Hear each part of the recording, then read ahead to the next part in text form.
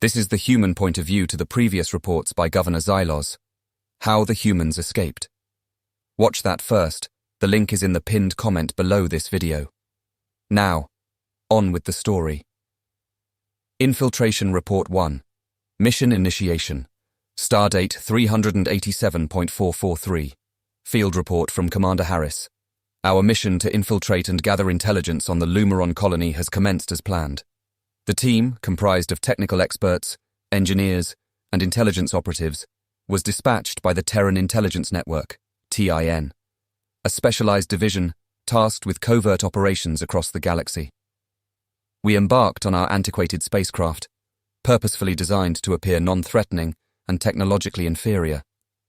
The vessel's outdated technology was a critical component of our strategy, ensuring that we would not raise suspicion as we entered Lumeron territory. Our journey into enemy space was uneventful until we intentionally crossed the border into Lumeron-controlled space. As anticipated, our ship's presence was quickly detected by Lumeron patrols. We ensured that the contraband we carried was prominently displayed, violating Lumeron laws and guaranteeing our capture. The contraband consisted of various forbidden items known to trigger immediate detainment under Lumeron regulations. Upon interception, Lumeron patrol ships swiftly surrounded us. We feigned surprise and confusion, adhering to our roles as hapless travelers lost in enemy territory. The Lumerons boarded our ship, conducted a thorough search, and found the contraband. Their reaction was predictable. They accused us of illegal activities and escorted us to Moon Colony 7 for processing and interrogation. As we were escorted to Moon Colony 7, we maintained our facade of confusion and submission. The Lumeron guards were stern, but intrigued by our primitive technology. The journey to the colony provided us with the first glimpses of their operational procedures and hierarchy. Upon arrival at Moon Colony 7, we were subjected to a rigorous intake procedure.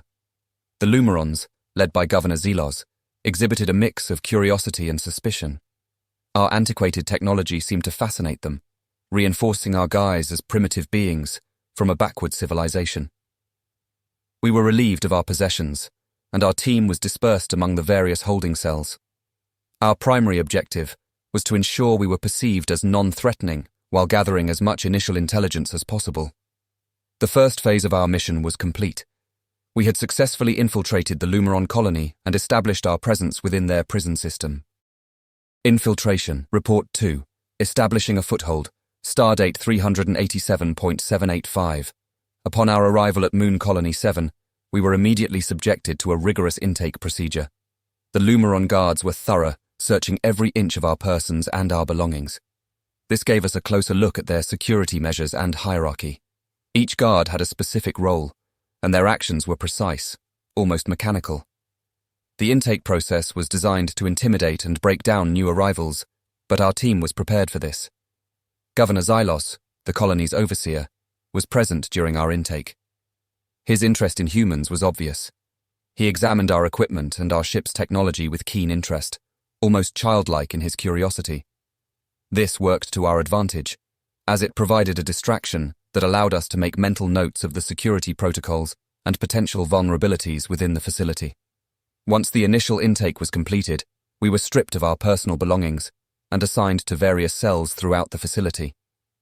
This dispersal was likely intended to prevent collaboration among prisoners, but it also gave us the opportunity to gather intelligence from multiple vantage points within the prison.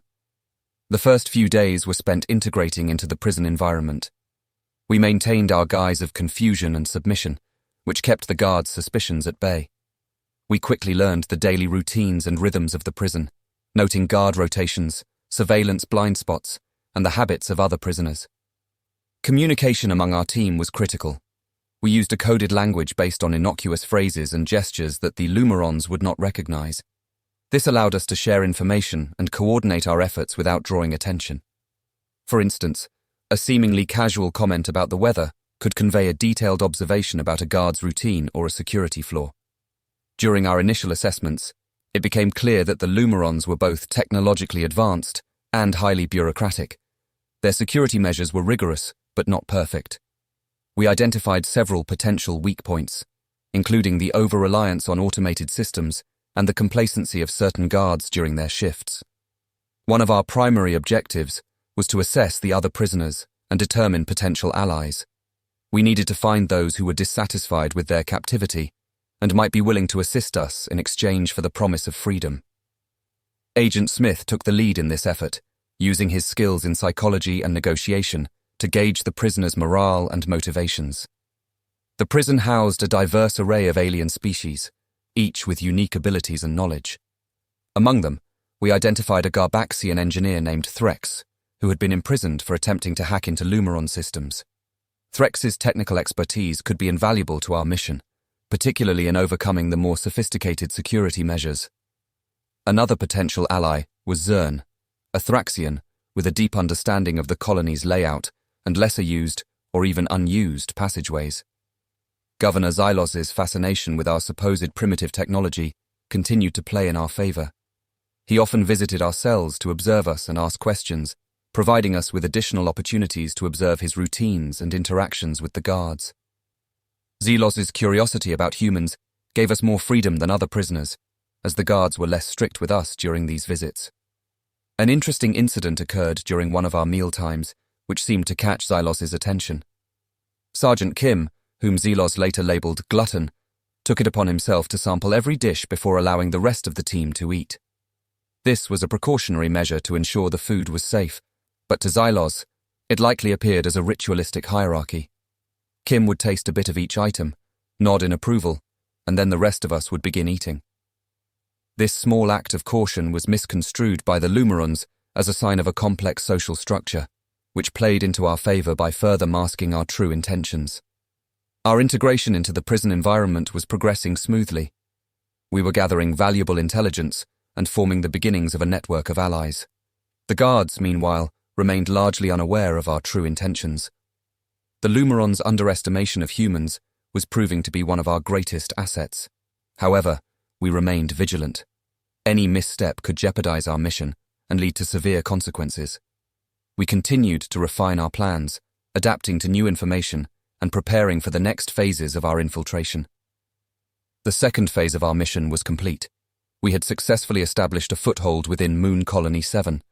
Our next steps would involve deepening our infiltration, gaining the trust of the Lumerons, and acquiring the resources needed for our eventual escape. Infiltration Report 3. Gaining Trust and Resources. Stardate 387.909. Following our successful integration into Moon Colony 7, the next phase of our mission involved gaining the trust of the Lumerons and acquiring essential resources. Initially, we were assigned menial tasks within the facility, tasks that were clearly designed to keep us occupied without granting us any significant access to critical systems or areas. Our team was spread out across different maintenance and cleaning duties. These tasks, though mundane, provided us with the opportunity to familiarize ourselves with the layout of the facility and observe the routines of the guards and other prisoners. We knew we had to prove our usefulness without raising suspicion. As we performed our tasks, we subtly broke small pieces of equipment. For example, Lieutenant Martinez and Sergeant Kim would carefully disable minor components, causing a machine or device to malfunction. When the guards noticed the broken equipment, they assumed it was due to wear and tear. Our team would then step in to fix these issues, showcasing our skills and earning a modicum of trust. One particular incident involved a malfunctioning energy distribution node. We could tell the Lumeron guards were frustrated with the repeated failures of their technicians. We were working there, tasked with cleaning the area, when Martinez noticed a critical flaw in the energy unit. It appeared that a previous Lumeron technician had made a shoddy repair, which was causing the recurring issues. Martinez pointed out the problem and suggested a more effective solution. The guards, desperate for a fix, allowed him to make the necessary adjustments. When the energy unit was restored to full functionality, the guards were both impressed and relieved. This incident marked a turning point, as the Lumerons began to see us as valuable assets rather than mere prisoners. To further gain the trust of the Lumerons, we continued to demonstrate our exceptional skills. Kim, in his role within the maintenance crew, streamlined several repair processes, significantly improving efficiency. His supervisors began to rely on him for more complex tasks, providing him with greater access to tools and materials. Kim used this opportunity to discreetly collect items that would be crucial for our escape. Smith was assigned to clean up the administrative office and bring refreshments for the guards. While performing these tasks, he took the opportunity to build rapport and identify those who were more complacent or could be manipulated later. His work in the admin offices gave him insight into guard behaviors and frustrations, knowledge that would be valuable for our future plans. Mitchell, the youngest member of the team, was assigned to laundry duty. This role required him to replace prisoner overalls and work in the laundry section, which gave him access to various parts of the base. This assignment provided us with an additional advantage, as Mitchell could distribute messages and gather information discreetly while going about his rounds. His mobility and access played a crucial role in coordinating our plans and ensuring that all team members stayed informed. We carefully manipulated situations to acquire the resources we needed. Kim created minor malfunctions in the equipment he was assigned to maintain, ensuring he was called to repair them. During these repairs, he collected extra parts and tools, hiding them in secure locations for later use. His understanding of the colony's mechanical systems allowed us to plan potential escape routes. Smith used his position to forge work orders and access requests, giving our team the ability to move more freely within the colony. He also used the time to identify and befriend guards who were dissatisfied with their positions. This would help us with manipulation later on. Our analysis of the colony's security protocols was thorough. We noted the reliance on automated systems and identified guards who were lax in their duties. Kim's work in maintenance revealed that certain systems had regular maintenance cycles, creating predictable windows of opportunity. Kim's exploration of the colony's infrastructure uncovered several weak points in the physical security. He found that certain maintenance tunnels were rarely patrolled, and some areas had outdated locking mechanisms that could be easily bypassed. Smith's access to the administrative systems allowed us to map out the entire security network. We identified which guards had access to critical areas and noted the times when security was most relaxed. This information was invaluable for planning our escape. Through our efforts, we identified several key vulnerabilities in the colony's infrastructure. The over-reliance on automated systems meant that any disruption could cause significant confusion and delay in response times. The complacency of certain guards provided us with opportunities to exploit weaknesses in the Lumeron element of security. We also discovered that the colony's communication systems had redundancies that could be manipulated. By creating interference or forging messages, we could disrupt the coordination among the guards, giving us a crucial advantage during our escape. Additionally, we discovered that there were some older tunnels beneath the existing floor, probably remnants of an earlier structure before the base was used as a prison colony. We realized that with a small amount of digging, we could connect these tunnels to a section of the base near the facility's power core. This would give us free access to bypass all the security doors and make it much easier to reach the landing pad behind Governor Xyloz's office. Later on that day, several operational systems experienced malfunctions simultaneously. It felt orchestrated, as if someone had planned these disruptions. Our team went with the flow, quickly resolving the issues and restoring order. As we worked, I noticed Governor Xyloz watching from one of the high catwalks. He seemed to be observing our every move. I suspected it was a test, designed to gauge our capabilities and loyalty. Hopefully, we passed. The third phase of our mission was complete. We had successfully started to gain the trust of the guards within Moon Colony 7. Our next steps would involve deepening our infiltration, solidifying our alliances, and finalizing our escape plan. Infiltration Report 4, Strategic Preparations, Stardate 388.866. With the initial trust of the Lumeron guards established and valuable intelligence gathered, we moved into the final phase of our preparation. Our mission's success hinged on our ability to coordinate every detail meticulously, ensuring that each team member knew their role and could execute it flawlessly. The most critical element of our plan was securing Governor Xyloz's private shuttle. If this wasn't secured, it would throw our escape plan into jeopardy, and we'd need to resort to Plan B. The evening before our escape, Mitchell successfully executed this crucial part of our plan. During his routine laundry delivery to Xyloz's office, he waited for the moment when Xyloz took a private call from his regional overseer. Using a device hidden in his laundry cart, Mitchell replicated Xyloz's shuttle access key, capturing both the biometric data and the key code. As always, our top priority was to deepen our infiltration. No matter what happened, we needed the trust of the guards. Smith continued his duties in the administrative office, using his position to forge documents that would grant us access to more restricted areas during the escape. His growing rapport with the guards enabled him to gather critical information about their schedules and routines, which was essential for our planning. Over several cycles, Smith had managed to acquire a guard uniform. This, combined with a disguise, would help one of us blend in with the guards and fool the security systems. We had also replicated biometric data from one of the guards in the admin block, ensuring the disguise would pass muster with the surveillance systems long enough for us to make our escape.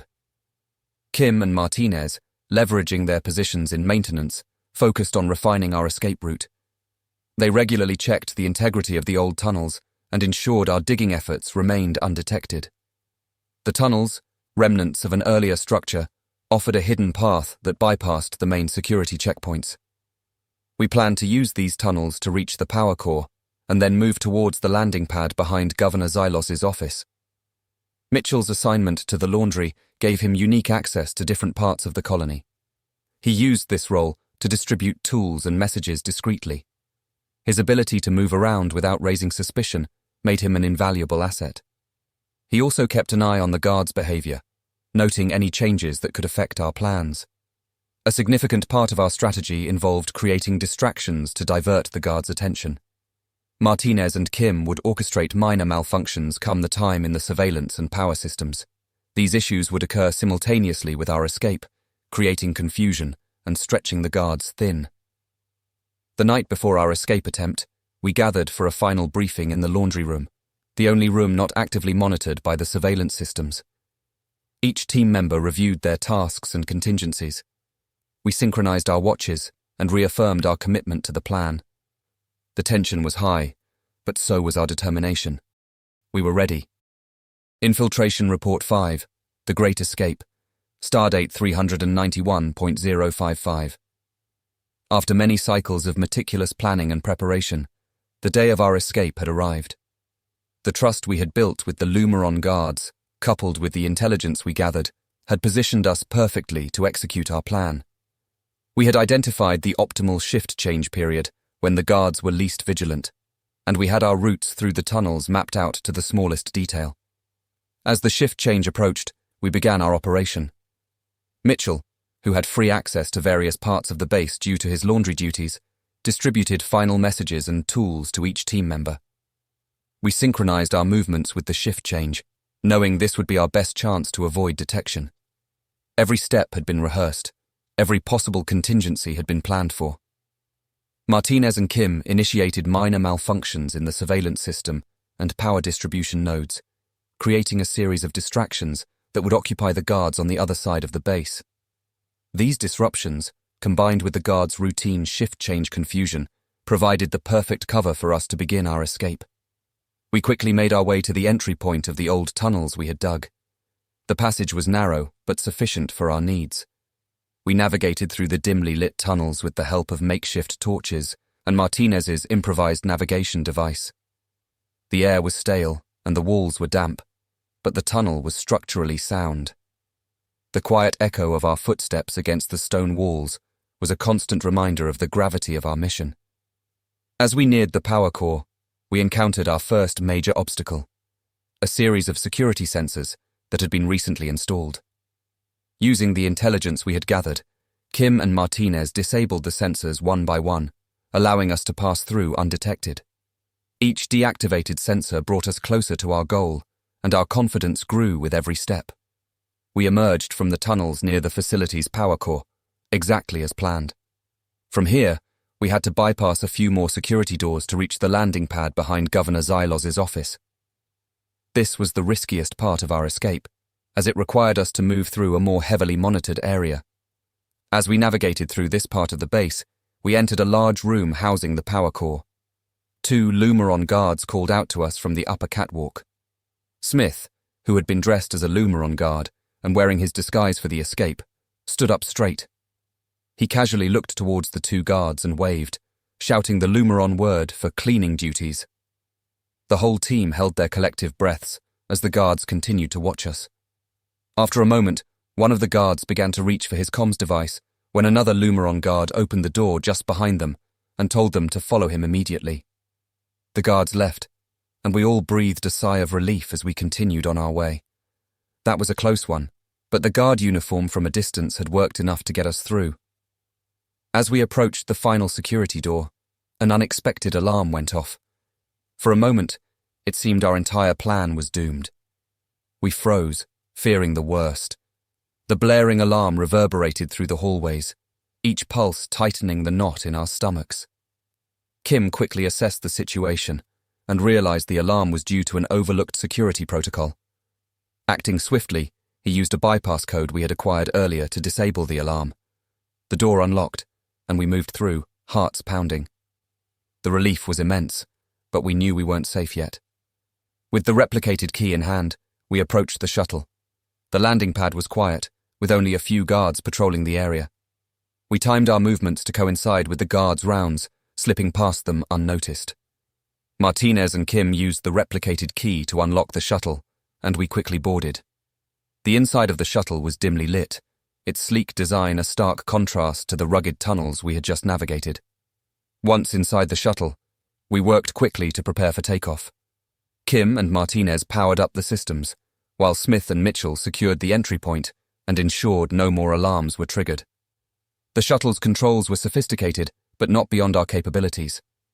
We had studied the systems during our training. Our tech guys had built a simulator from an older Lumeron model we acquired a few months earlier. Kim's technical expertise proved invaluable. The hum of the engines powering up was a sound that promised freedom. As the shuttle lifted off the ground, we felt a surge of relief. The Lumeron guards were slow to react, and by the time they realized what was happening, we were already ascending. The shuttle's stealth capabilities and electronic countermeasures, designed for the governor's discreet travels, helped us evade immediate detection. The base grew smaller beneath us, and for the first time in cycles, we allowed ourselves to hope. We navigated through the moon's thin atmosphere, setting a course for a secure rendezvous point outside Lumeron-controlled space. Our journey was not without risks. The Lumeron patrols were known for their persistence. Kim continually monitored the sensors, ready to deploy countermeasures at a moment's notice. But the hardest part was behind us. We had successfully escaped Moon Colony 7. As we left the moon's orbit, I took a moment to reflect on our mission. We had not only gathered critical intelligence, but also exposed significant vulnerabilities in the Lumeron's security systems.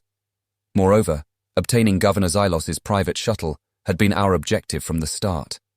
With its advanced technology and systems, our tech guys would have a field day taking it apart and reverse engineering every part of it. This could lead to new technical discoveries and significantly increase our power and influence in the region. The potential advancements from this shuttle could tip the scales in our favor in future encounters with the Lumerons. Our next step was to rendezvous with Command and deliver the intelligence we had gathered. This mission had tested us in every way possible, but it also proved that with determination and teamwork, we could overcome even the most formidable obstacles. The data we secured would be invaluable, and the lessons learned from this mission would shape future operations. As we cruised through space, leaving the Lumeron territory behind, I allowed myself a rare moment of satisfaction. We had done it. Against all odds, we had succeeded, and I had some wagers to call in. Infiltration Report 6, Debrief and Aftermath. Stardate 399.332. Report filed to the Terran Intelligence Network by Commander Harris.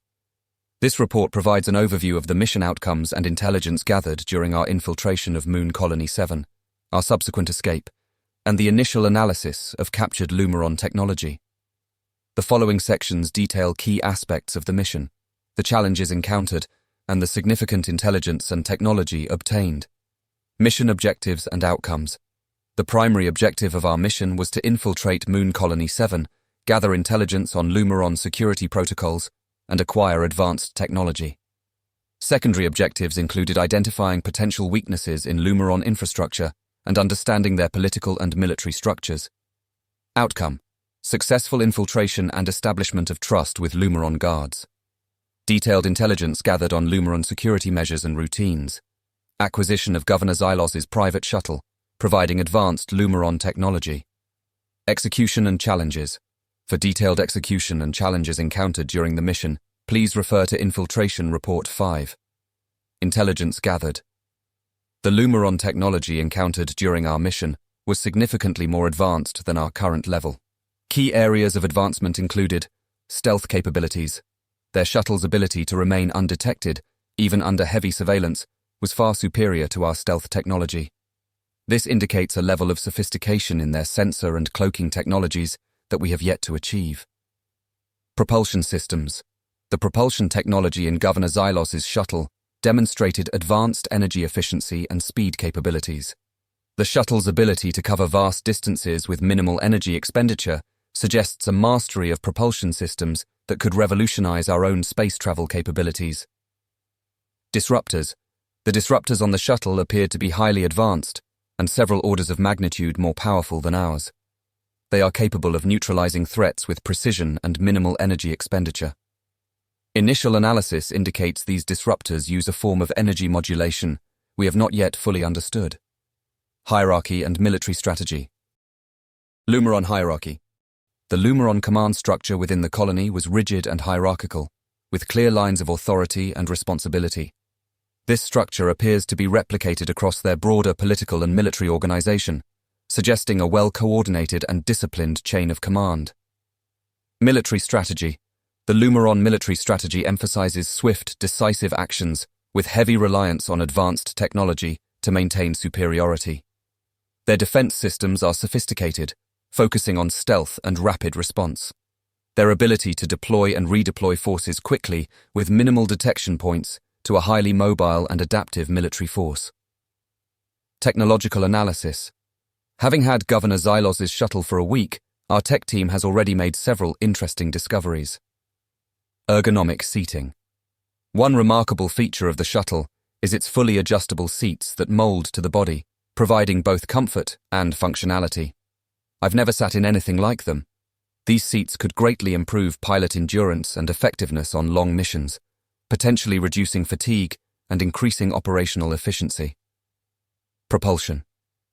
The shuttle's propulsion systems are being reverse-engineered, and preliminary findings suggest we will be able to significantly enhance our own propulsion technology. The energy efficiency alone could extend the operational range of our ships by a considerable margin. Stealth technology. The shuttle employs advanced stealth technology that has so far evaded detection by even our best sensors. Integrating this technology could revolutionize our stealth capabilities, making our ships virtually invisible to enemy sensors. Disruptors. The disruptors are under analysis, and early indications are that they are far more advanced than our current disruptor technology. Mastering this could lead to substantial advancements in our military weaponry, giving us a significant edge in both offensive and defensive operations. These technologies will keep our tech teams busy for years and should feed into our military advancements over the next few years, significantly bolstering our defensive and offensive capabilities. Reflections and lessons learned, mission successes, effective planning and execution under high-risk conditions, high adaptability and problem-solving skills demonstrated by the team, challenges and improvements, the need for better contingency planning for unexpected alarms, importance of continuous real-time intelligence updates during operations. Recommendations. Further analysis of Lumeron technology for integration into Terran systems, increased focus on identifying and exploiting infrastructure vulnerabilities in future missions. Recognition and commendations. The team's performance during this mission has been exemplary. Each member demonstrated exceptional bravery, ingenuity, and dedication to the mission objectives. Recommendations for commendations and awards are included in the attached documents. Conclusion. Our mission to Moon Colony 7 has provided the Terran Intelligence Network with critical intelligence and advanced technology. This operation has not only bolstered our understanding of Lumeron capabilities, but has also significantly enhanced our strategic position. The data and lessons learned from this mission will be invaluable in shaping future operations and ensuring the continued security and advancement of our interests. Additionally, intelligence from our network of spies within Lumeron space has confirmed that Governor Xyloz has been demoted to the position of laundry aide at one of their remote colonies, surprisingly only a stone's throw from Terran-controlled space. Our paths may cross again in the future. I have written up a full report on Xyloz and how he operates, which should prove useful in any future encounters with him. Attachments, detailed mission logs, and individual team member reports. schematics and technical analysis of acquired Lumeron technology, recommendations for commendations, and future operational improvements. Have you listened to these other amazing stories on our channel yet? All the links can be found in the description, and we have something for everyone.